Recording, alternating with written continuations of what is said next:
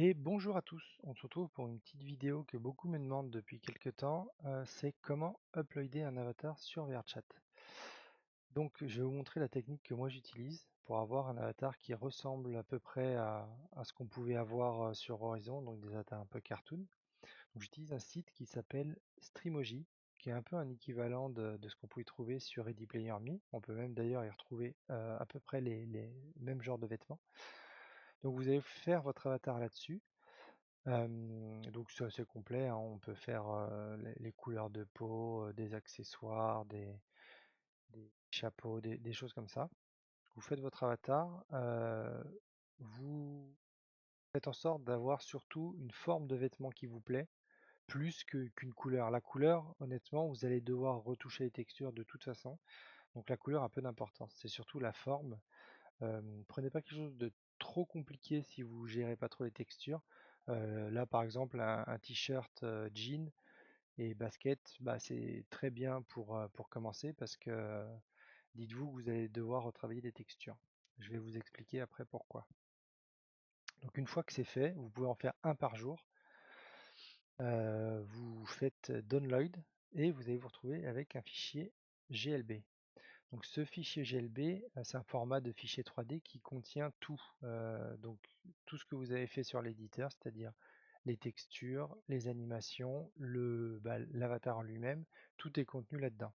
Là vous êtes en train de vous dire où sont mes textures, et ben elles sont là-dedans. Donc du coup, je vais vous montrer après comment les extraire pour pouvoir retravailler dessus.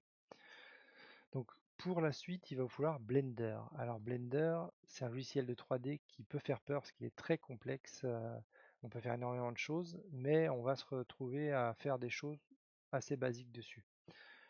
Donc quand vous ouvrez Blender, vous allez avoir une scène déjà toute faite comme ça. Nous, on n'en veut pas, ce petit cube. Donc on va appuyer sur A, juste la touche A, et vous faites supprimer. Là, vous êtes propre, il n'y a plus rien. Vous allez récupérer votre GLB, prenez et vous le balancez ici. Hop, là, on a notre GLB. Alors là, vous êtes en train de vous dire, merde, mes textures sont pas là, j'ai fait une bourde. Et ben non, c'est juste que là, on est en mode normal, donc sans texture. On a juste les textures là et sur la barre parce qu'en fait, c'est pas des textures, c'est des couleurs. Donc là, on va basculer en mode texture et on s'aperçoit du pourquoi je vous avais dit qu'on allait devoir mettre la main à la pâte sur les textures. C'est-à-dire que le site met des watermarks dessus. Donc je ne sais pas pourquoi sur mon tout premier avatar j'en avais pas, mais sur celui-là, et ben, j'en ai. Donc là, on va commencer déjà par accéder aux textures parce que une des premières choses, ça va être de retravailler ces textures. Donc on va faire Files et Save parce qu'il va déjà falloir qu'on sauvegarde notre projet Blender pour accéder aux textures.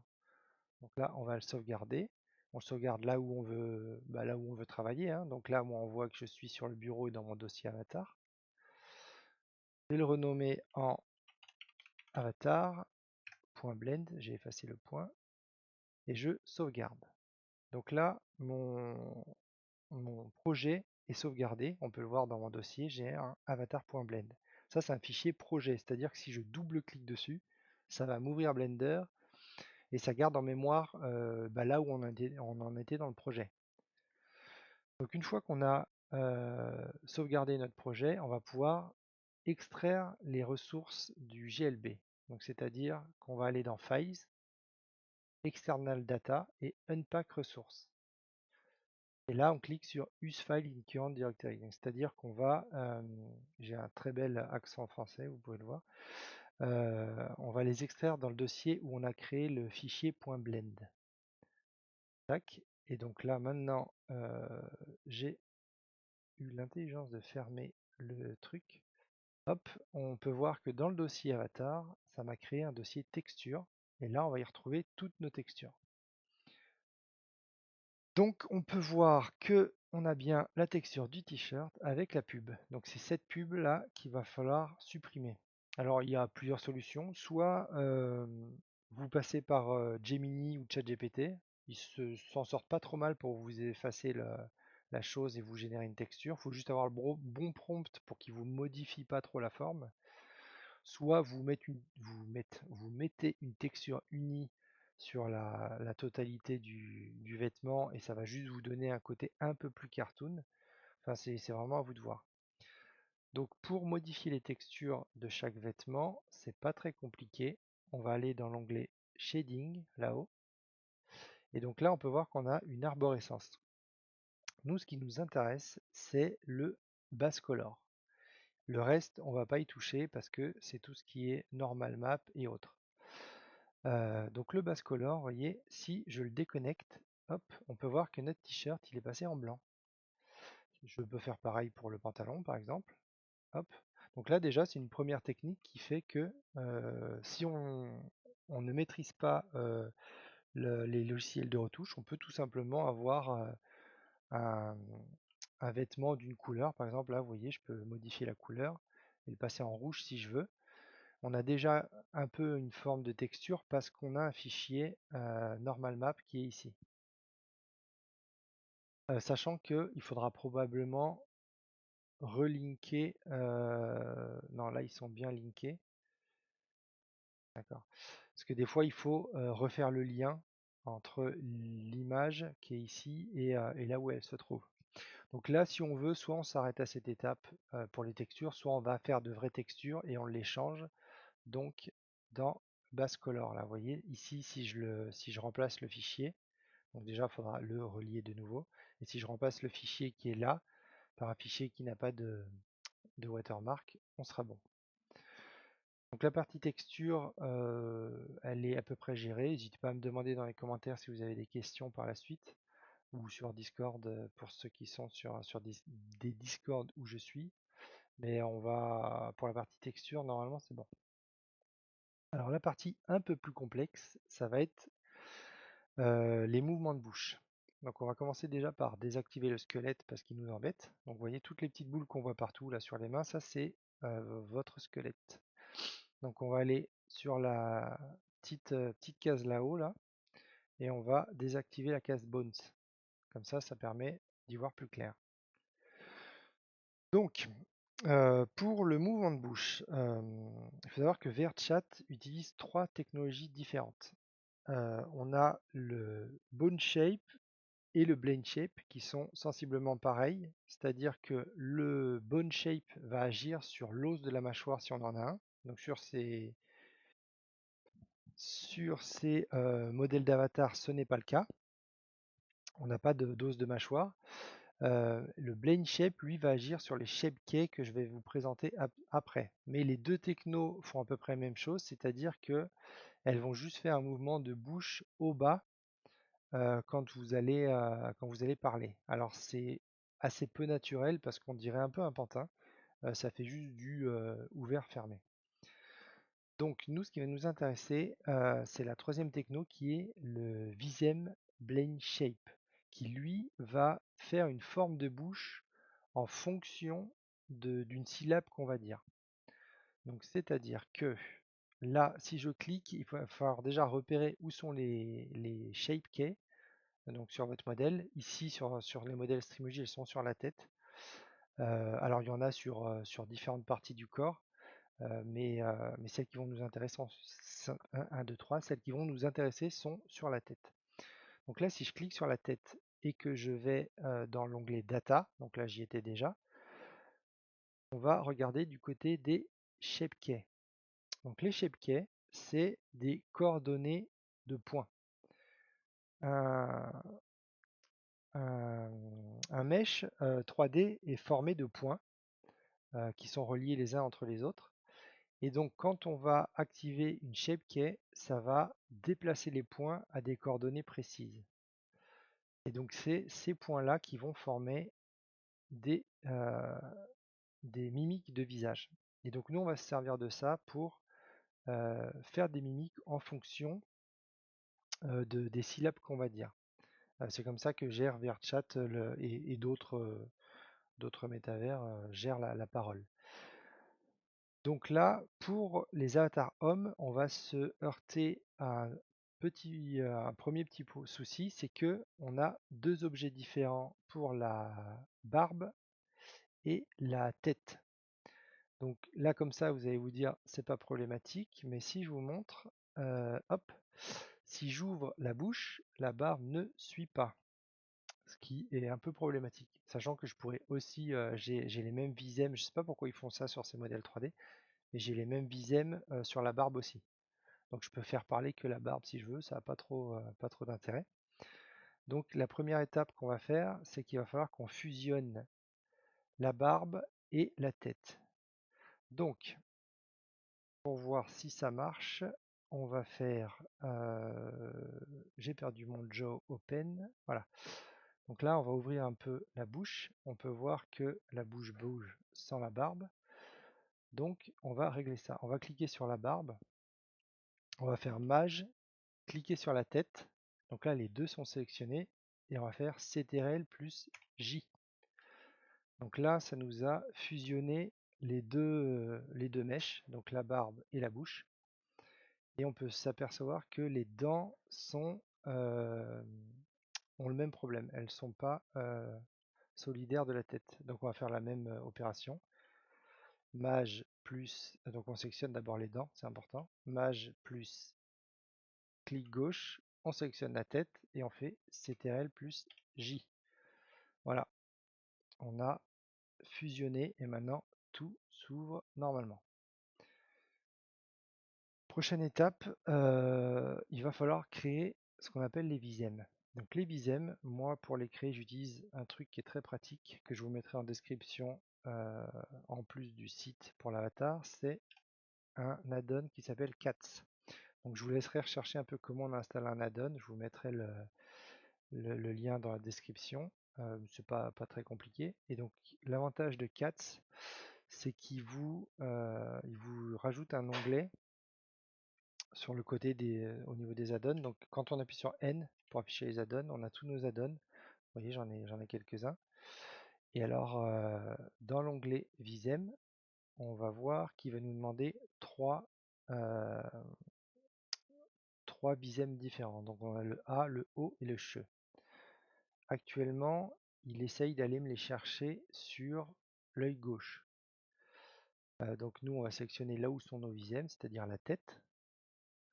Et de base, il y en a pas, tout simplement parce que tout ça sont des différentes parties du visage qui sont animées, mais il n'y a pas de visème de créer. Il va falloir qu'on les fasse nous-mêmes.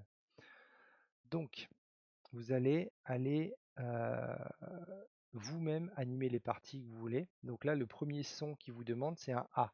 Donc vous allez vous regarder dans une glace ce que donne votre visage à peu près quand vous faites A et vous allez essayer de le reproduire. Donc vous voyez, là, je vais faire tout simple hein, pour la vidéo, mais admettons, on va dire qu'un A, il va juste ouvrir la bouche comme ça. Sachant que si on veut, on peut aussi, vous voyez, pour le che, après, peut-être qu'on peut faire des choses comme ça et fermer un peu plus les dents, parce que sachant que je peux ouvrir la bouche, donc là, la jaw open, c'est ouvrir la mâchoire, mais je peux fermer la bouche aussi. Ça permet vraiment de faire toutes les formes différentes d'expression. Donc là, le A, admettons, on va faire ça. Ce que je vous conseille, c'est de rajouter des petits mouvements sur la bouche, sur les expressions. Ce qui peut être pas mal, c'est vous rechercher, mais peut-être à la rigueur sur les deux yeux. Allez, on va juste tenter ça. Tac, tac, voilà. Sur les deux yeux, on bouge un petit peu comme ça va permettre de donner un peu de vie au visage. C'est-à-dire que quand vous allez faire A, vous allez, en plus de la bouche qui bouge, avoir les yeux qui bougent un tout petit peu. Et du coup, ça donne un peu plus de vie. Donc une fois que vous avez fait votre mix de shape, vous avez juste à cliquer sur Shape Key spécial et ensuite sur New Combined. Là, ça va vous créer une nouvelle Shape Key. Alors là, vous allez vous dire, c'est pas la forme que j'avais fait, c'est normal. Il garde en mémoire ce que vous avez modifié et il ajoute en plus celle-ci. Donc, avant de recréer une nouvelle shape key, on va remettre les valeurs à zéro qu'on avait modifiées. Donc, c'est-à-dire, hop, le jaw open. On avait modifié les deux yeux. Tac, tac. Et donc là, on peut voir que si je mets à zéro ma nouvelle shape key créée, on a tout simplement notre animation. Donc là, si je la renomme après, alors je vais la renommer, là vous pouvez la renommer comme vous voulez, il faudra juste vous en souvenir que c'est pour le son A. Moi je vais la renommer comme VRChat l'utilise, donc c'est-à-dire verc.v-AA. Voilà. Donc là on a notre premier son qui est le A. On va le renseigner ici. VRC-A. Merde, je me suis planté.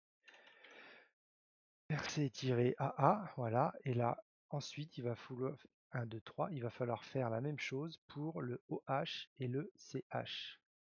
Donc là, si je fais preview, on a le AA qui s'affiche, mais j'en ai pas pour les autres, sachant qu'il faut créer toutes celles-ci. Donc si vous n'avez pas la donne cats, il va falloir toutes les faire, donc pour tous les sons, le se, le si, le r. Si jamais vous avez 4, vous avez l'avantage de n'avoir à en faire que 3 et ensuite il va vous faire un mix de ces 3 là pour pouvoir faire les autres. Donc c'est quand même un avantage. Donc là on a la première, après rebelote, hein, donc on la met sur 0 et on fait le son O, OH. Donc vous regardez pareil dans un miroir ce que donne votre visage quand vous faites OH, vous faites vos modifs. Ensuite, vous faites New Combined, ça vous crée la nouvelle, vous remettez toutes les valeurs à 0 et vous repassez à la suivante. Une fois que les trois sont faites, vous les renseignez ici et vous n'avez plus qu'à faire Create Visem et donc il va vous faire le mix de tout et là, dans ce dossier-là, vous aurez toutes vos Visem, donc la VRC AA, la OH, la CH et toutes les autres. Je crois qu'il y en a 16 de mémoire. Donc ça, c'était vraiment la partie un petit peu la plus technique à faire. À vous de vous amuser à faire vos expressions. C'est assez marrant à faire. Alors, oui, il faut rechercher un petit peu sur qui fait quoi partout. Mais des fois, on se tape des tranches de rire parce que on peut faire des trucs assez marrants. Mais le plus important, c'est vraiment à chaque fois que vous en avez créé une nouvelle, de penser à réinitialiser, revenir à la position de base, parce que sinon, vous allez vous retrouver avec un visage complètement déformé. Donc pour cette partie-là, on est bon. Maintenant, il reste un dernier point à vérifier qui peut être un petit piège parfois. Je vais réactiver les bones. Je vais cliquer sur un os. Je vais passer là-haut en mode pause et je vais sélectionner l'os de la tête. Vous voyez, ça c'est l'os qui gère la tête. Et normalement, il va se passer un petit truc qui peut être handicapant, c'est que voilà, ma tête tourne sans ma barbe. Alors c'est un peu problématique. La première fois que j'ai uploadé cet avatar, je me suis dit merde, j'ai fait une connerie. Comment je vais réparer ça? En fait, quand on a lié la tête à la barbe, on a simplement lié deux objets, mais on n'a pas indiqué que la barbe devait bouger en même temps que la tête. Donc on va le faire. C'est assez simple. On va passer en Object Mode. On va sélectionner la tête. Alors déjà, je vais réenlever mon ossature. On va sélectionner la tête. On va passer en Edit Mode. Voilà. Alors là, je sais pas pourquoi il m'affiche un œil chelou. Donc là, on voit qu'on a toute notre tête de sélectionner. Moi, ce qui m'intéresse, c'est juste la barbe. Donc je vais placer mon curseur quelque part sur la barbe. Je vais appuyer sur la touche L. Là, ça m'a sélectionné que la barbe. On va cliquer sur Head qui correspond au vertex, donc au groupe de la tête, et on va faire Assign. Voilà. Je vais vous montrer après pourquoi on fait ça. Donc là, on repasse en Object Mode. Donc ça n'a rien changé techniquement. Enfin, là, on se dit que ça n'a rien changé. Mais on va utiliser un autre mode qui est le Weight Paint. Donc le Weight Paint, qu'est-ce qu'il fait? Il nous affiche des couleurs en fonction des mouvements d'un objet. C'est-à-dire que plus c'est rouge et plus le mesh va être impacté par les mouvements de cet objet. Donc c'est-à-dire que là, toute la tête est rouge, barbe incluse, c'est-à-dire que tout ce qui est rouge bouge en même temps. et plus on va aller en dégradé, moins ça va être impacté par le mouvement. Donc le cou, là, la base du cou va un peu moins bouger que la tête quand on va bouger la tête, et là encore moins. Juste avant, on serait passé en vertex, enfin en weight paint, on aurait vu la barbe toute noire parce qu'elle n'était pas du tout influencée par les mouvements de la tête. Donc là, on a corrigé. Si on repasse, donc on raffiche notre squelette, hop, on sélectionne le squelette, on repasse en pose mode, et donc là, si je bouge la tête, je me fais un sacré torticolis, mais la barbe suit. Voilà, voilà. Donc maintenant, on a fini ce qu'on avait à faire sur Blender. Si vous avez refait les textures, fait vos visièmes comme je vous l'ai dit, bien attaché chaque partie du corps. Alors normalement, au pire, vous avez une barbe si vous êtes un homme, un chapeau ou des lunettes si vous avez mis des accessoires.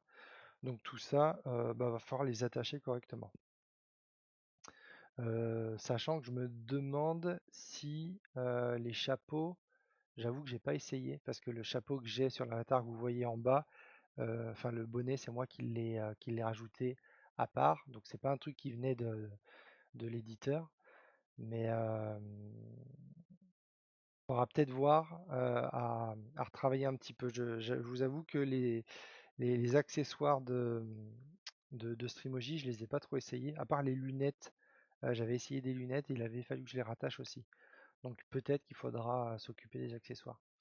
Donc une fois que vous avez fait ça, vous n'avez plus qu'à faire Files, Export, et à partir de là, on va changer le format. On va plus être en GBL parce que Unity ne prend pas en charge le GBL. On va passer en FBX. Donc on clique sur FBX, on donne un nom à notre FBX, sachant qu'il va avoir le même nom que le fichier blend qu'on a créé tout à l'heure. On va faire en sorte de sélectionner que armature et mesh, le reste on n'en a pas besoin.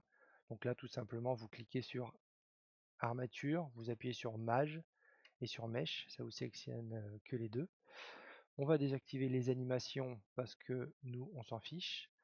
Et dans armature ici, on va désactiver add leaf pone et on fait export.